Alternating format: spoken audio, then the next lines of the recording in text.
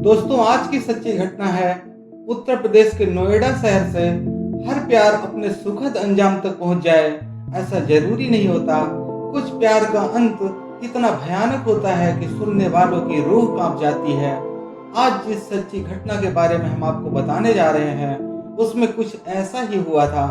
नोएडा के शिवनाथर यूनिवर्सिटी में पढ़ने वाली एक लड़की और एक लड़के में पहले दोस्ती होती है और फिर दोनों में बहुत गहरी मोहब्बत हो जाती है। दोनों एक दूसरे के साथ जीने मरने की कस्में खाने लगते हैं। मगर तभी 18 मई 2023 के दिन लड़का सरेआम लड़की को गोलियों से छलनी कर देता है और कुछ ही देर बाद लड़का खुद को भी गोली मार लेता है और उसकी भी दर्दनाक मौत हो जाती है। इस घटना के बाद हर किसी के जेहन में बस एक ही सवाल था कि आखिर इन दोनों के बीच ऐसा क्या हुआ जो प्यार से शुरू हुआ रिश्ता खूनी अंजाम तक पहुंच गया। आखिर लड़का यूनिवर्सिटी के अंदर पिस्टल लाने में कैसे कामयाब हो गया। इस पूरी घटना की जांच पड़ताल के दौरान पुलिस इन्वेस्टिगेशन में जो कुछ भी सामने आया था वह बेहद चौंकाने वाला था। पूरी कहानी सुनने के लिए आप हमारे साथ वीडियो में अंत तक बने रहिए। यकीन मानिए, पूरी कहानी सुनकर आप भी शॉक्ड रह जाएंगे। दोस्तों नमस्कार, वारदात 24 चैनल में आपका दिल से स्वागत है। क्राइम की सच्ची कहानियां सुनने के लिए अभी इस चैनल को जरूर सब्सक्राइब करें। आइए पूरी कहानी को विस्तार से जानते हैं।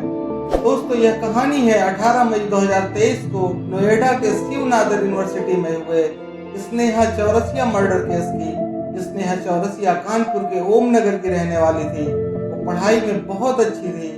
उसने कानपुर से इंटर करने के बाद ग्रेजुएशन करने के लिए अपना एडमिशन शिवनाथर यूनिवर्सिटी नोएडा में करवाया। घटना के समय स्नेहा बीए थर्ड ईयर की स्टूडेंट थी। यूनिवर्सिटी में 12 मई 2023 को एग्जाम खत्म हो चुका था। सभी छात्रों की छुट्टी हो चुकी थी और सभी अपने अपने घर लौट चुके थे। मगर स्नेहा समेत कुछ छात्र अभी भी यूनिवर्सिटी के अंदर मौजूद थे, क्योंकि 26 मई को यूनिवर्सिटी में दीक्षांत समारोह का आयोजन होना था। इसी दीक्षांत समारोह की तैयारी के लिए कुछ छात्र अपनी मर्जी से रुक गए थे। स्नेहा चौरसिया के साथ साथ अनुज नाम का एक लड़का भी तैयारी के सिलसिले में यूनिवर्सिटी में ही रुका था। अनुज अमरोहा का रहने वाला था। अनुज भी बीए थर्ड ईयर का स्टूडेंट था। स्नेहा और अनुज दोनों ही सोशियोलॉजी विषय के साथ अपनी ग्रेजुएशन पूरी कर रहे थे। जैसा कि हमने बताया, यूनिवर्सिटी में दीक्षांत समारोह की तैयारी चल रही थी। 18 मई 2023 को भी छात्र तैयारी में लगे हुए थे। तभी दोपहर के समय स्नेहा और अनुज भी यूनिवर्सिटी के डाइनिंग हॉल के सामने पहुंचते हैं। यहाँ पर दोनों एक दूसरे को देखते ही गले लग जाते हैं और बातचीत शुरू कर देते हैं। अभी बातचीत शुरू ही हुई थी कि दोनों में थोड़ी बहुत बहस होने लगती है। थोड़ी देर की बहस के बाद फिर दोनों थोड़े शांत होते हैं। इसी बातचीत के दौरान अनुज स्नेहा चौरसिया को गले लगाता है। गले लगाने के अगले ही सेकंड शिवनाथर यूनिवर्सिटी का कैंपस गोलियों की तड़तड़ाहट से गूंज उठता है। जब लोगों का ध्यान उनकी तरफ जाता है तो लोग देखते हैं कि अभी जो अनुज स्नेहा को गले से लगाया था उसके हाथ में पिस्टल है और जो स्नेहा अभी चंद सेकंड पहले अनुज की बाहों में थी वो खून से लथपथ जमीन पर पड़ी हुई है। लोग कुछ समझ पाते उससे पहले ही बड़े आराम से अनुज हाथों में पिस्टल लहराते हुए अपना बैग लेकर वहां से निकल जाता है। यह सब कुछ इतनी तेजी से होता है कि कोई अनुज को रोकने की हिम्मत नहीं जुटा पाता। अब लोग भागते हुए जमीन पर पड़ी स्नेहा के पास आते हैं। लोग देखते हैं कि स्नेहा को पेट और सीने में 2 गोलियां लगी हैं। तुरंत स्नेहा को अस्पताल ले जाया जाता है, मगर अस्पताल ले जाते ही स्नेहा को मृत घोषित कर दिया जाता है। अभी यह सब कुछ चल ही रहा था कि कुछ ही मिनटों के बाद इसी शिवनाथर यूनिवर्सिटी के बॉयज हॉस्टल के रूम नंबर 328 से गोली चलने की आवाज आती है। लोग आवाज की तरफ भागते हैं, मगर देखते हैं कि कमरे का दरवाजा अंदर से बंद है। तुरंत ही इसकी सूचना पुलिस को दी जाती है। पुलिस मौके पर पहुंचकर जब कमरे के अंदर जाती है तो देखती है रूम के अंदर एक लड़का मृत पड़ा हुआ है और उसके सर में गोली लगी है। यह लड़का कोई और नहीं बल्कि अनुज था। पहली ही नजर में लग रहा था कि अनुज ने खुद को गोली मार ली है। पहले अनुज ने सरेआम लोगों के सामने स्नेहा चौरसिया को गोली मार दी थी। इसके बाद अपने कमरे में जाकर खुद को गोली मार लिया। अब हर किसी के जेहन में एक ही सवाल था कि आखिर अनुज ने ऐसा भयावह कदम क्यों उठाया? इस पूरी घटना से उठे सवालों का जो सटीक जवाब दे सकता था वो अनुज ही था, मगर अब अनुज ही इस दुनिया में नहीं था। इस कारण पुलिस के सामने बड़ी चुनौती थी, घटना की सच्चाई लोगों के सामने कैसे लाई जाए। इसलिए पुलिस वाले अब अपनी जांच शुरू करते हैं। पहले तो दोनों के शव को कब्जे में लेकर पोस्टमार्टम के लिए भेज दिया जाता है और पोस्टमार्टम के बाद दोनों ही परिवारों को दोनों के शव दे दिए जाते हैं। पुलिस जांच की शुरुआत अनुज के कमरे से ही करती है। थोड़ी सी मेहनत के बाद ही पुलिस को अनुज का लैपटॉप मिल जाता है। एक्सपर्ट की मदद से अनुज के लैपटॉप को एक्सेस किया गया और फिर उस लैपटॉप की जांच की गई। इस दौरान लैपटॉप में अनुज द्वारा रिकॉर्ड किया गया 23 मिनट का एक वीडियो मिलता है। इस वीडियो से पुलिस को बहुत सारे सवालों के जवाब मिल जाते हैं। अनुज द्वारा इस घटना के कुछ दिन पहले रिकॉर्ड किए गए वीडियो के मुताबिक जब स्नेहा और अनुज नए नए यूनिवर्सिटी में एडमिशन लेते हैं तब इन दोनों की मुलाकात होती है। वहीं पर दोनों की दोस्ती होती है। इसी दोस्ती के दौरान स्नेहा अनुज को बताती है कि वह किसी अंशु नाम के लड़के से प्यार करती है, मगर अंशु उसे बहुत ज्यादा परेशान करता है। अब स्नेहा को अंशु के साथ रहने में घुटन महसूस होती है, इसलिए अंशु की रिलेशनशिप से निकालने के लिए स्नेहा अनुज से दोस्ती कर लेती है। दोनों की दोस्ती समय के साथ और ज्यादा गहरी हो जाती है, जो एक समय के बाद प्यार में बदल जाती है। अंशु से मिली आजादी के कुछ समय बाद ही स्नेहा अनुज को प्रपोज करती है। अनुज के मुताबिक वो स्नेहा के प्रपोज को रिजेक्ट करते हुए कहता है कि हम दोनों एक दोस्त के तौर पर ही सही हैं। मगर एक समय बाद अनुज भी स्नेहा के प्रपोज को एक्सेप्ट कर लेता है और दोनों रिलेशनशिप में आ जाते हैं। अपने द्वारा रिकॉर्ड किए गए वीडियो में अनुज आगे बताता है कि पहले तो कुछ दिनों तक इन दोनों का रिश्ता बहुत अच्छे से चल रहा था। दोनों एक दूसरे को दिलो जान से प्यार करने लगते हैं, मगर बीते समय के साथ स्नेहा का बर्ताव बदलने लगता है और धीरे धीरे इन दोनों के बीच लड़ाइयां होने लगती हैं। फिर एक समय बाद स्नेहा अनुज से कहती है कि मुझे अपना कैरियर बनाना है, मेरे कुछ सपने हैं, उन्हें पूरा करना है, मगर इस प्यार के चक्कर में मेरा सपना और मेरे घर वालों के सपने पीछे छूट रहे हैं। इसलिए मैं इस रिश्ते को खत्म करना चाहती हूँ और अपना पूरा ध्यान पढ़ाई पर लगाना चाहती हूँ। अनुज के बयान के मुताबिक स्नेहा के ऐसा कहने पर वो स्नेहा को समझाने की कोशिश करता है, मगर स्नेहा की जिद करने पर अनुज कहता है कि ठीक है, हम दोनों दोस्त बनकर ही रह सकते हैं। मगर स्नेहा दोस्त बनने रहने से भी मना कर देती है और इस रिश्ते को खत्म कर देती है।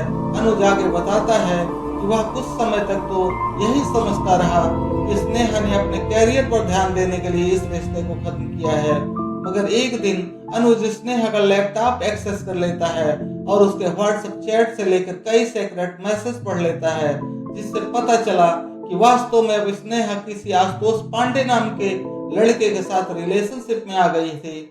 इसलिए उसने अनुज से रिश्ता खत्म किया था। जब अनुज को पता चला कि उसने दूसरे लड़के के लिए उसे छोड़ा है तो वह अपना आपा खो देता है और एक दिन तय कर लेता है कि स्नेहा ने उसे धोखा दिया है और इसकी सजा उसे जरूर मिलेगी।